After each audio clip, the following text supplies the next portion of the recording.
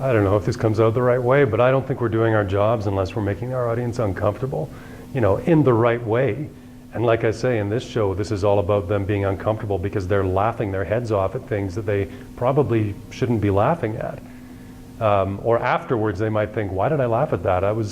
That's so dark, or that's so, I don't know, it's not a politically correct thing, but I found it funny.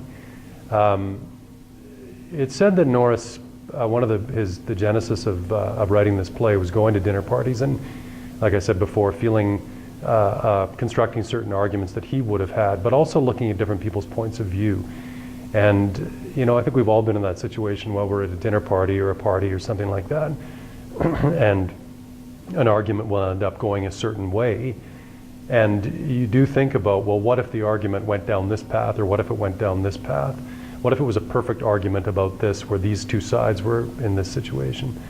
And I think he really understands people. He understands the people. He understands the audiences that go to theater.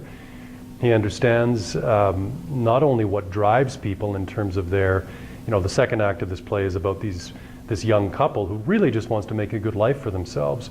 But in doing so, they're causing a lot of trauma to the neighborhood that they're moving into because it's being gentrified.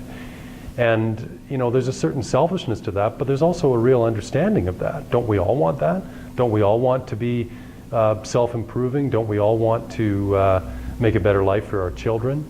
And the lines that he understands where people live between their selfish desires and actually what is good for society and what is good for everybody, a lot of those lines are pretty close. And he totally understands, I guess you'd call it the modern American dream, which, like I say, isn't too far from the Canadian dream, and the dark side of that. And when he skewers it in a way that isn't making us go, oh, that's so heady, I really have to think, and oh, I feel really depressed by this. Like I say, I think it's an extremely exhilarating play.